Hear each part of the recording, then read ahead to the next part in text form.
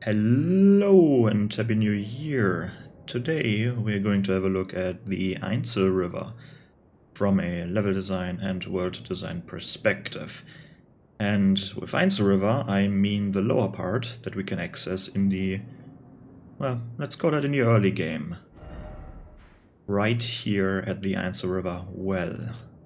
We're going to explore this area down here, going through this part of the Uhl Palace ruins, meeting a merchant, having a look what this big area is all about, and then we're going to have a look at the, in my opinion, very beautiful boss area. Right underneath Noxtella, or south, or it's basically part of Noxtella. But the lower part. So let's have a look, shall we? We can access this area via this elevator here, which is, again, one of my favorite elevators because it actually makes sense in the, well, in the world design, so to speak. Every other elevator is powered by some very odd and probably non-functional mechanism. This one is powered by magic, and because magic in this game exists, this is probably the most plausible elevator there is. And here we are, welcome in the Ainsel River, a underground river following or originating at this spot over here, right nowhere basically, originating in this part underground and flowing in many directions, following the west, going down this waterfall, and so on. Starting here, we obviously have a grace, and we start out without a map, so we don't even see this part. If I'm correct, I think the map we can get up here, or somewhere here, around the merchant, if I'm remembering this correctly. And, well, what a gruesome sight. The first thing we see are these ugly as ants. I wonder what the different versions are. I think in the wiki they're both, or all of them are labeled worker ants. Like the one without wings. I think the wiki, well, the wiki isn't really reliable, to be honest. It is what it is, but they're the one with the white stripes, or with the big white stripes, and the one with the smaller ones. They also have a bigger abdomen, so are these the only ones that can shoot? Or that have the ranged attack? I don't know. But they're apparently man-eater ants, because who else would have brutalized all these corpses down here? And we can also see there are a lot of caskets, or casket, sarcophagi, coffins, whatever. Stone and wooden ones, and, well, someone must have thrown them down the well, basically. Well, and the ants have something to eat. Let's go this way first, because it's a dead end.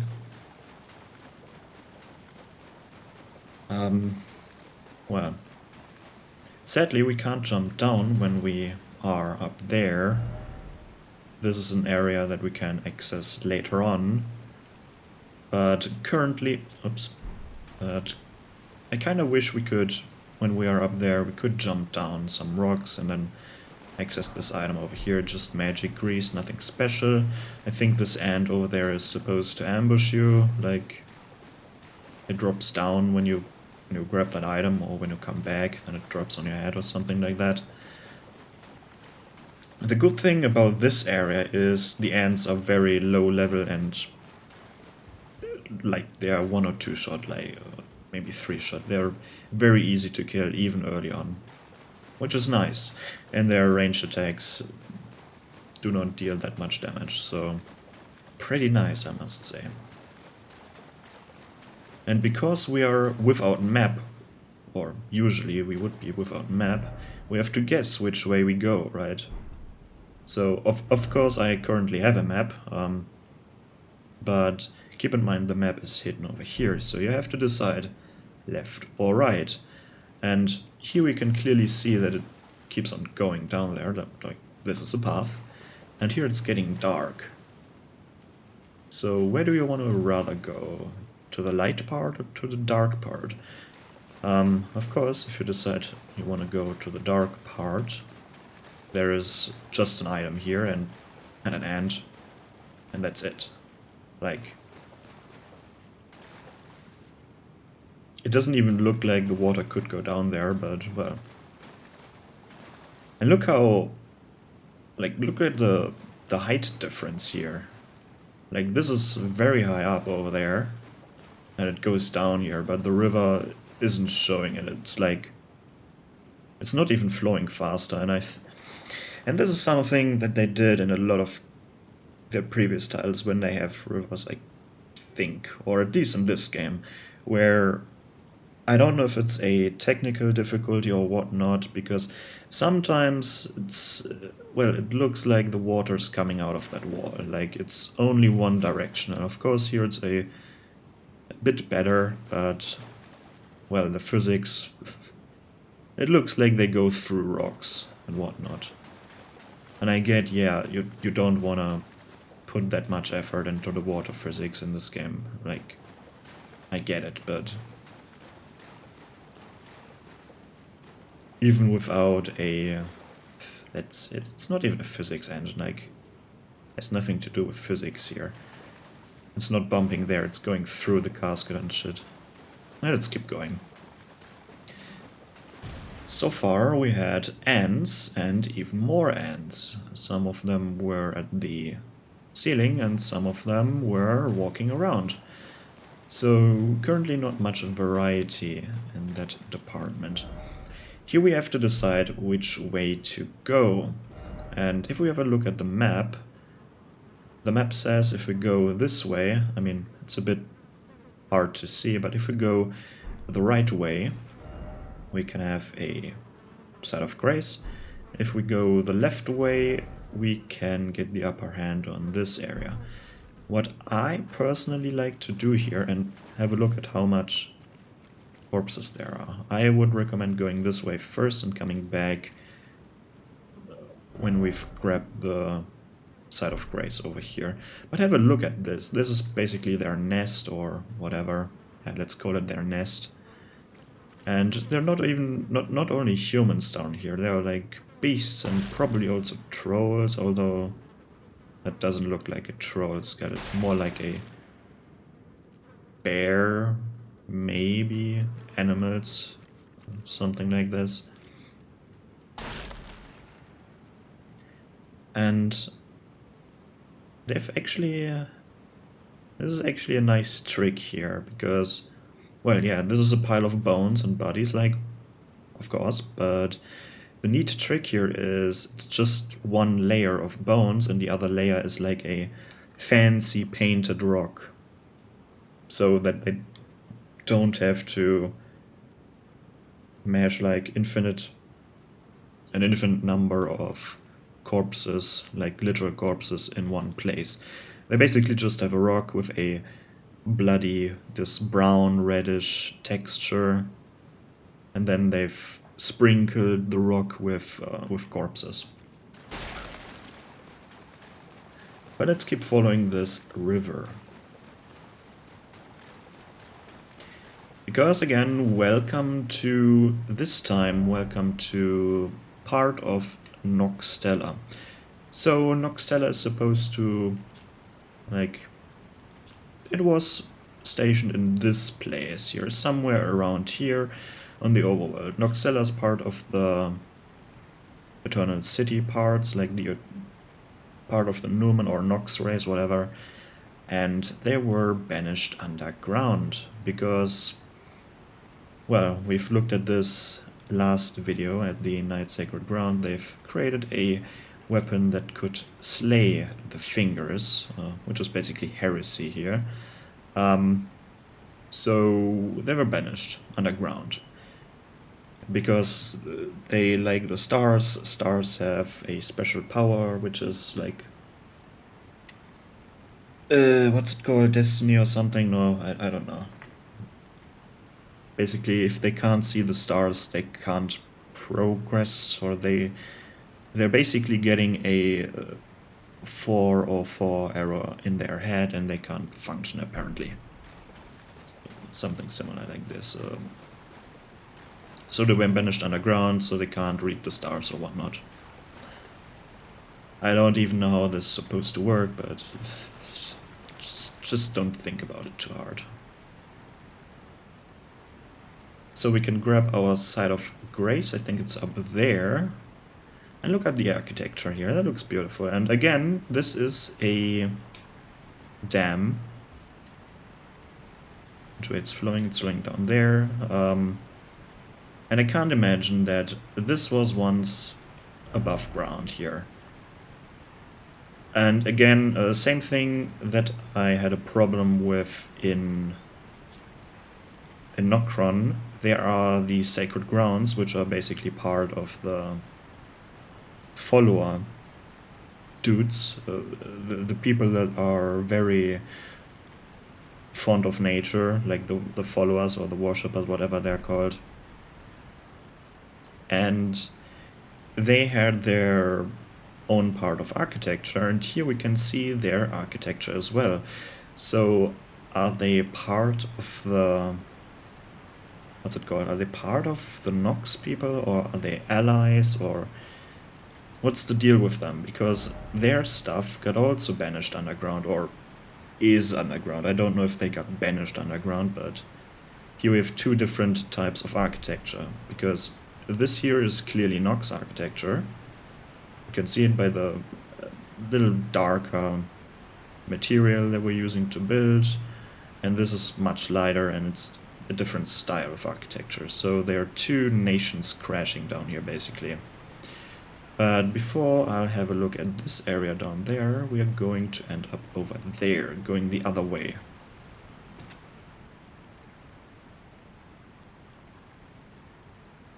So let's go there. And again, it doesn't really look like when you go down here, it doesn't feel like it goes down because the water isn't showing it. But it goes down quite a bit. Like, I tend to only see things like this when I go upstairs, or up, yeah, up and down basically. Sometimes you tend to get blind.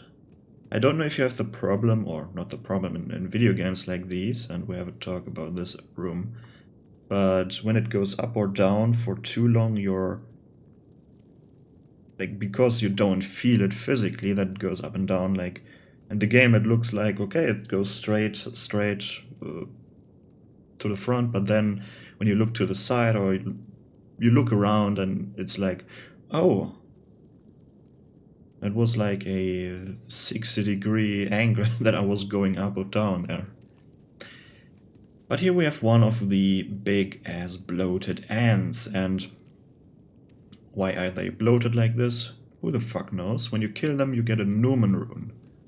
A big-ass rune, so they must have killed or eaten quite a lot of people, I think.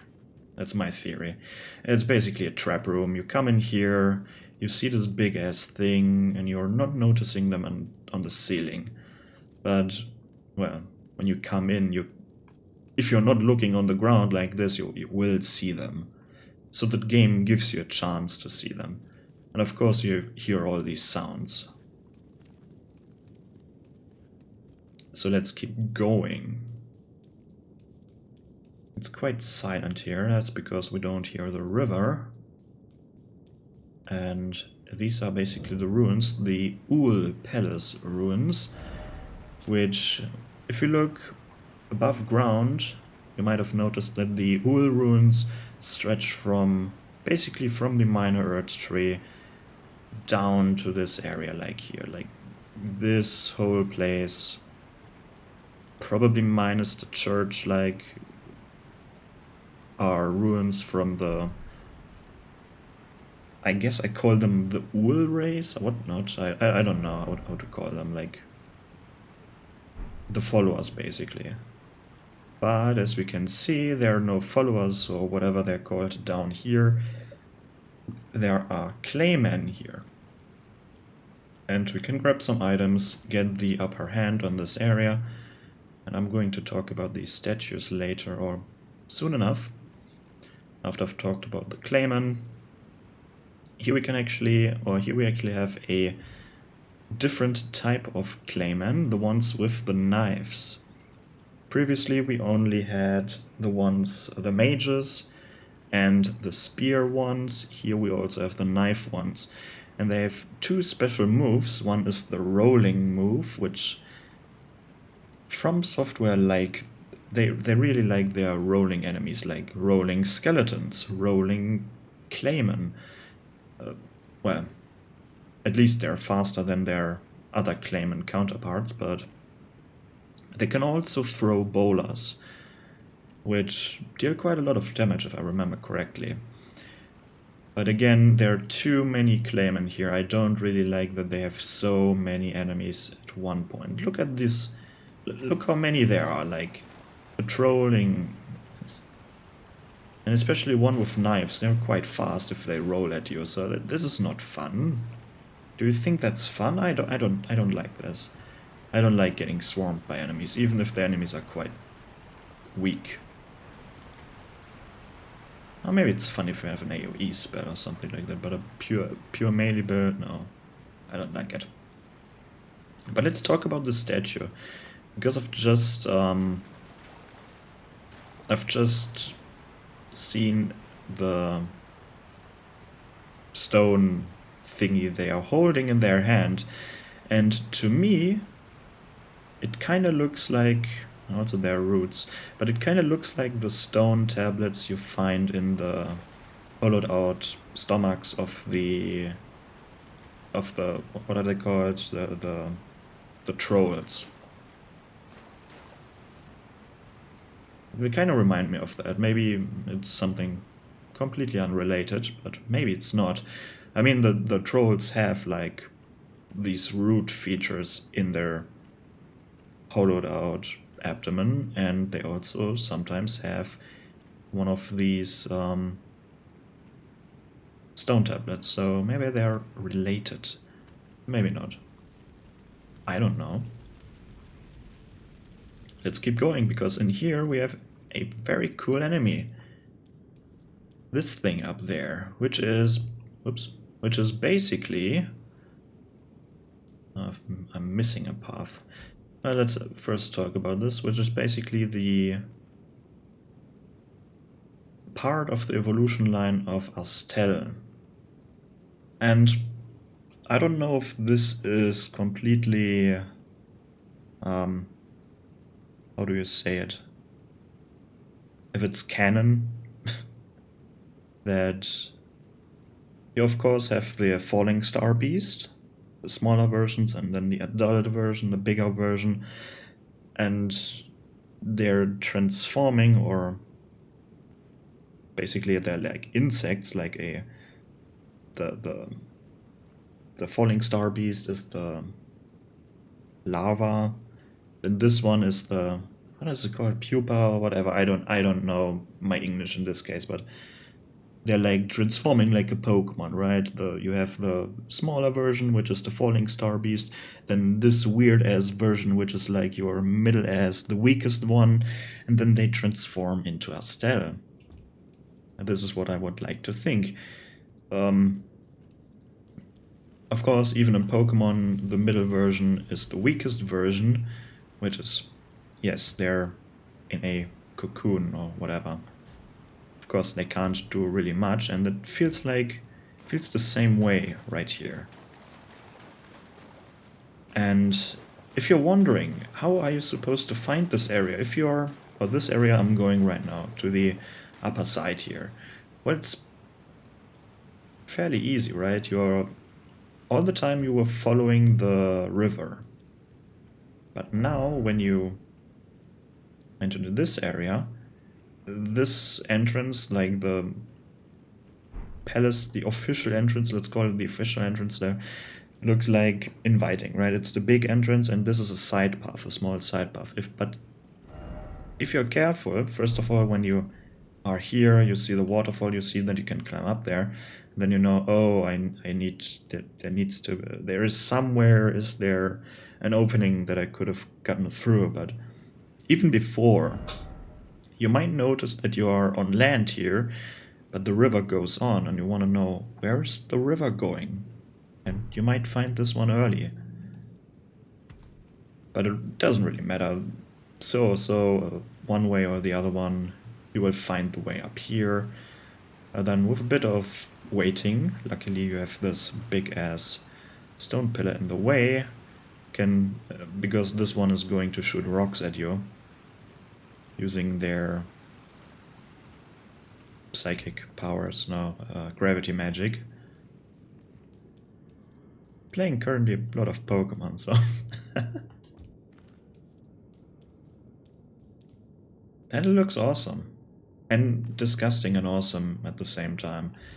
So let's have a look at the, first of all, the biggest mandibles, and then for some reason it has a human-looking skull with mandibles, and instead of having eyes, like in their eye sockets, it has eyes, or one eye, on their skull, and the skull is cracked, so what's up with that design? And I'm not going to talk too deeply about this enemy now, because I might, oh, that one scared me for a little bit. It's the first, why is there still fireworks going outside, like, I don't like that.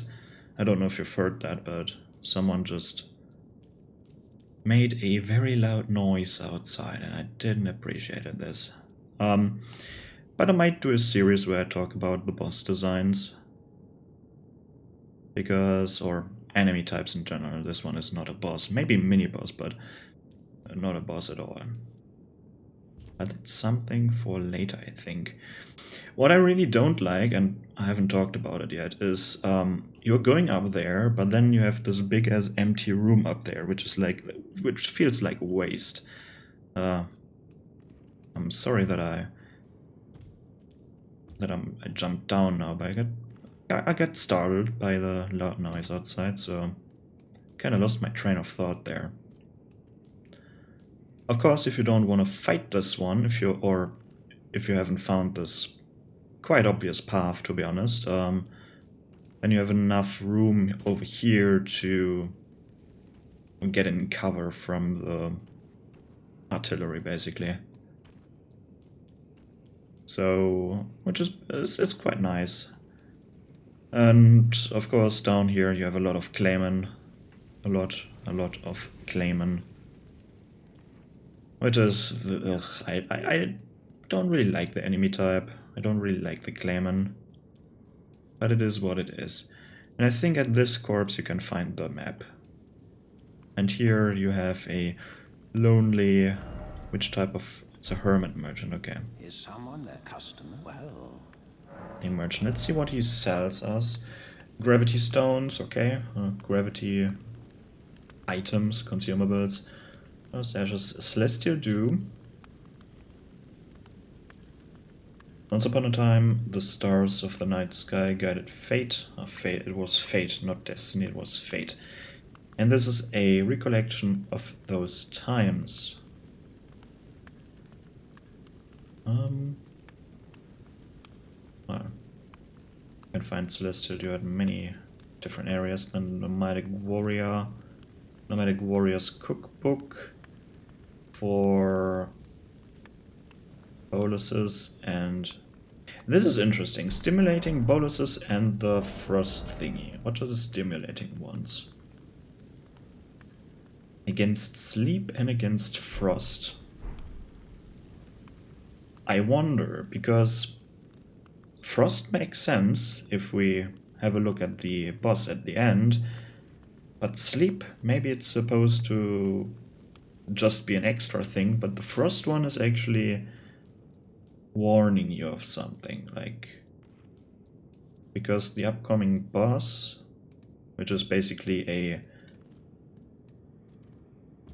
let's say, the most advanced version of a Dragonkin soldier. It's not the strongest one, but it's the one with the biggest moveset. But they use Frost Lightning. Which again, Frost Lightning is awesome, but there's only one spell and two weapons, I think, using Frost Magic or Frost Lightning Magic. We have the Dragon Scale Blade, which uses Ice Lightning, it's called. And then there is the... Keep scrolling. Where is it? There, the Dragon Halberd. And they both have to do with Dragonkin soldiers. I think you can... No. The other one is in the Lake of I don't know. Doesn't matter. Here we have Grace. And when we follow this nice river, we again have a ant colony over here. And here they are bloated now, or a bit more bloated. I don't know if this is the stronger version or whatnot. But this is the last spot where the river, or where we have two options, going this way or going this way. And the game actually tells us you follow the river, basically, right? You always follow the river, so you instinctively know this is the way going onwards, so I want to go the optional way first.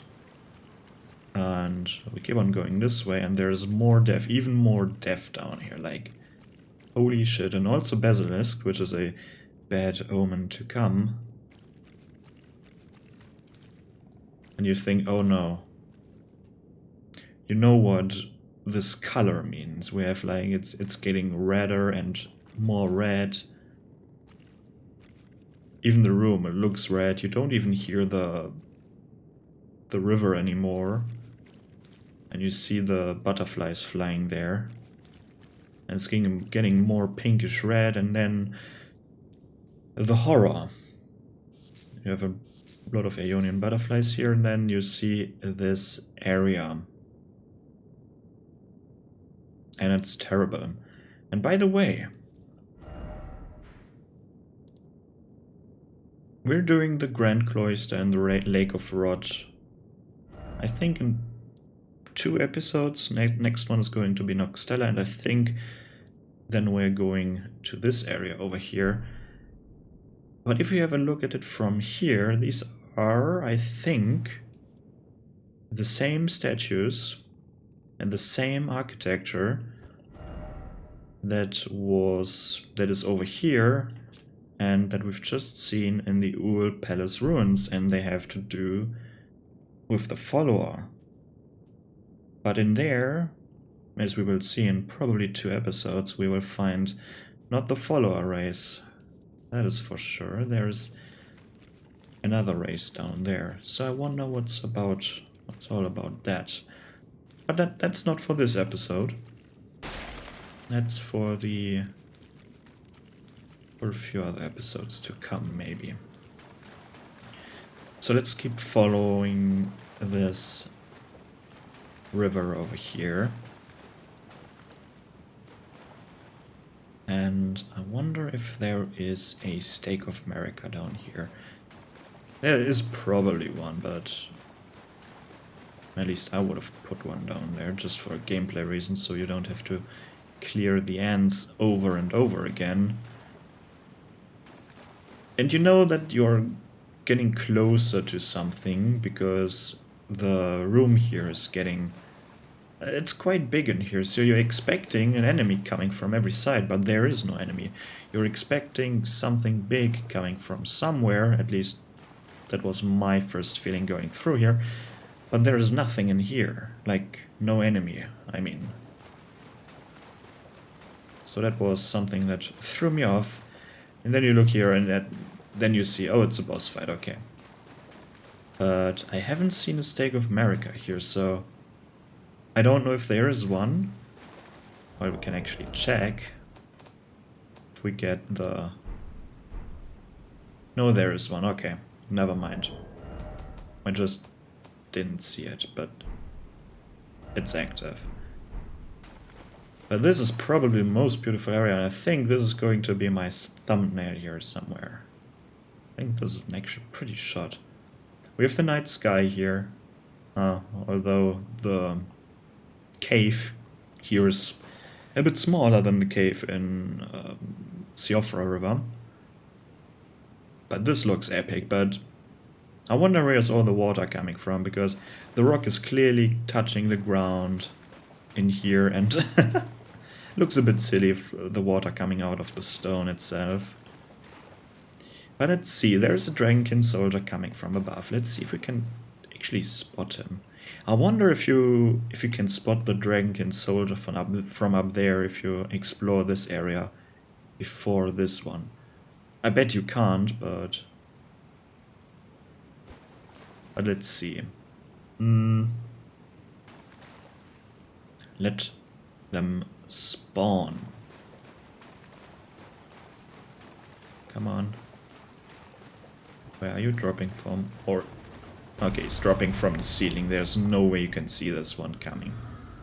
Like, or no way it's already up there so that you can see it. But here we have a seemingly generic looking Dragonkin soldier, and this one is standing up, so we can have a look at this one before. And it's quite the gruesome looking thing, because again it has no... First of all, the head looks like bone, like there is no real flesh left. Maybe there were scales once on top of the bone, but probably not. They basically have always an open mouth, no lips or similar features, 2 rows of teeth, so quite the fearsome one, and these black eyes, which is like unsettling, I can only tell. I don't know how this one can actually see, or if it, well, it has to see because it can reach us without like us making noise. It can see us, so, which is kind of a shame. If this one canonically can't see, then I wish it had a mechanic where if you've played Demon Souls with the hero, the old hero, what, I don't know how it's called. Like it's been ages since I've played Demon Souls, but they basically had a gimmicky boss in the game where where the boss could only detect you when you made a noise, or when you attacked them, then they would attack in the direction they heard the noise from, which was pretty awesome. But sadly nothing here. But let's have a look at them. First of all, the interesting part is that this one is not standing, because the stance, like how it kneels here, it looks like this thing can actually stand up, so the legs are not broken or something like that. This is clearly a stance that you would take when you are ready to pounce or something. But of course, when it would stand, like, it wouldn't look that great. It would be another annoying enemy that you can't fully see. But I just wonder if it can stand or not. Then it has the rudimentary armor parts, like the shoulder pads and roots coming out of its body. And of course, the missing stomach. Like, there are no organs left in here. So what's happening? Is there maybe, can you maybe place one of those stone tablets in these dudes? They're clearly part of, like, again, they look like a mixture made out of dragons, or part of a dragon, and then troll parts and whatnot. But I think I've talked enough about the Dragonkin soldier. What I'm going to do now is make a quick little cut so that we can actually see this one in action. So be right back. And here we are. The one is now able to see me, and just for the sakes of this video, I'm lowering the volume so you can actually hear me. What I really don't like about boss fights like these is that they turn transparent once you're too close with the camera. This really takes away from the enemy itself, and it's not really a remedy for, oh, this boss is so big I can't see my character, because that's not the problem. You know where your character is most of the time. The problem is that you can't really see what the enemy is doing if you're not following their weapons, so to speak. In this case, this one's hand. But currently he only uses like the physical attacks, so let's make him bleed a little bit so that he takes out his lightning powers, his ice lightning powers. Now it reminds me kind of Dark Beast Pal, and it can actually fly, which looks amazing throwing the lightning out. Like, look at these awesome attacks. And I don't know how they managed to get wings now, but I can tell you, these wings wouldn't be able to carry him. I mean, he wouldn't, like, of course it's a fantasy game and whatnot, but these wings are way too small for a big creature like this. But it's cool that it deals, like, I guess it's lightning damage with the frost power attached to it, so it will build up frost stuff. But I think that's enough. I think this was almost all of its moveset.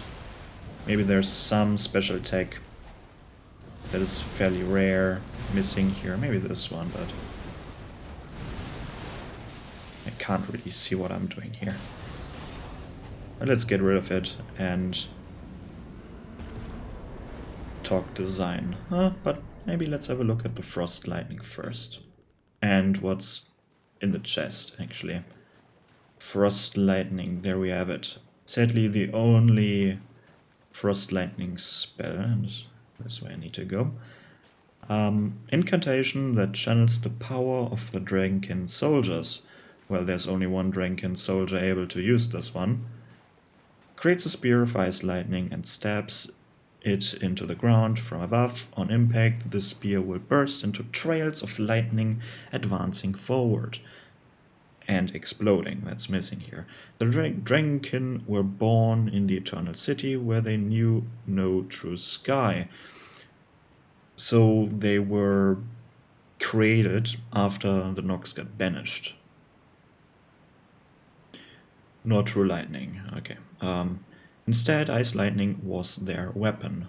How they got this magic, I don't know. Doesn't say it right here. So let's have a look what's in this part, in this chest over here. And what is kind of odd is it's probably due to the water itself, or maybe it's a choice, but they didn't want to build a actual ground in here. Like, if you see, this is like natural cave ground. This is not no walkway here, which is quite interesting. And here it's just great ghost glovewort. Hooray! Does it have... Where actually is it? Is it in here? No, it must be in here.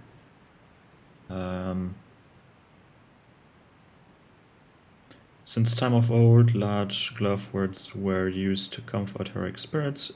Okay. Yeah, nothing to do with this place at all. Just an optional area part. But this is basically the end of this area. We then can have a look down there, and we might see a grace and try to get to that grace, but no shot. There is no shot. You won't survive this fall here. Don't try it. Or maybe there is a way of getting down there. that I haven't found. But that wraps up this episode, so let's rate this place, shall we? First of all, enemies. How many different enemies do we have? Well, 2 plus a mini-boss. We have ants. We have the clay men. A few different types of clay men. And we have one of the awkward pre-Astel forms. The one that shoots rocks at us. Oh no, and basilisks. So, not much variety down here. Well, what else could you put down here? What else is in other areas? We have the Ul ruins, so there are no followers down here. There are claymen down here. But I guess that's fine, maybe. No, not maybe. I don't know. There's not much variety. We have 3 types of claymen: the mage, the spear, and the knife or dagger ones. Maybe short sword, whatever you want to call that thing. And that's it. That's your humanoid type. And they're fairly resistant to physical damage. Fairly. I think... I don't know which type of physical damage they're susceptible to, but it doesn't matter. It's just 3 types of claymen, 1 type of ant, or maybe I think 3 types of ants, but 2 behave exactly the same, and 1 is the bloated one, so that doesn't really count. And yes, that one is nothing special. Like it's okay. I would give the enemy diversity a 6. Like it's a 6. It's no enemy type that I personally absolutely hate, but here the rating system falls apart a little bit because it is still positive, it's still more than 1. But how would I rate something that is 5? Maybe the enemy placement or the enemy diversity here is a 5. It's okay, but it's not completely trash. Trash would be if it... A 1 would look like if it was like 20 different rune bears. That would be a 1. That would be terrible design of enemy placement. But this is okay. It's nothing special, not much variety here, but it fits the theme. So how do I rate this? Is it positive or is it still... Is it neutral? I would say it's neutral to positive. So maybe 5, 6, something in this... Something around that. Then the level design. Let's have a look at it from the map, because we follow a river, which guides us basically through the level, which is our companion. The river is our companion, and the river shows us which way to go. But I think the cave system could have been more labyrinth-like, more interesting, where the river as a guiding force would actually be more beneficial, because, well, it goes here, and you notice fairly quickly it's a dead end. Okay, you go back. Then here, okay, the river, two choices. Let's go the river side. Oh, Grace, what's on the other side? Oh, it leads to the same place as this one. So, now here you have 2 choices: go into this area or go up here, which is basically the same area. And you go the one way, you go the other way. Okay, then there's... It's very linear. It's nice that you have 2 options at the big places. Like here you get in your advantage point by not following the river, and here you get the advantage point by following the river, which is a nice mix-up. It's very hard to read which way you're supposed to go to get the upper hand. I don't know if it's possible. I don't think it's possible. Like, do you follow the river? If you follow the river here, you're not getting the advantage point. So not following the river is the advantage point. But you could say, okay, this is the official entrance, the one with the 2 statues on the side, and this is the official entrance. So let's go the quite hidden path. But it reads fairly well now that I think of it, so I guess it's okay. Nice platforming stuff in this area with the Astel monster thingy. This is quite fun. I don't dislike this area. It's not the best area, but it's definitely not the worst area. I haven't talked about the fact that you can't write torrent here, which in this place is not a problem. It's getting... the problem is coming up here in my opinion, but next video maybe. So it's... level design wise it's quite clever designed, but nothing majorly special. I wish it was a little bit bigger, so let's give it a level design like 7.5, like the middle of the road. It's okay, it's solid. So overall level design, let's say it's a 6-ish, 6.5 is level design overall. Now world design is a different thing. How cohesive is it? Well, you're going down a well, you're following the river, and you see some structures that were built underground or banished underground, whatever. Right? Structures underground. In a quite bad shape, and it looks amazing. There's nothing where I would say that something makes no sense. It's a natural cave system carved by the river with a few air pockets or bigger cave systems, especially this one over here, which is the biggest cave in this area, or the biggest hollow cave part. But there's not much to bitch about, so to speak. I like to complain about things where, oh, there's a missing door, and stuff like this, or how are you supposed to get in there? But it's fine so far. It's like you have palace ruins, okay?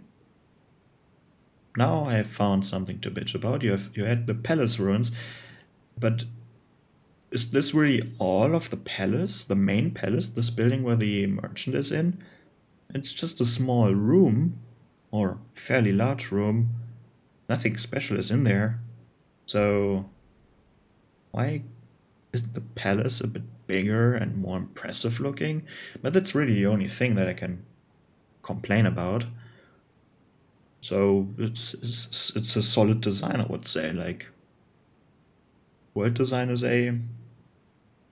also 7.5, so 6.5 for level design and 7.5 for level design. Let me know what you think of it, and that's it from me. Goodbye.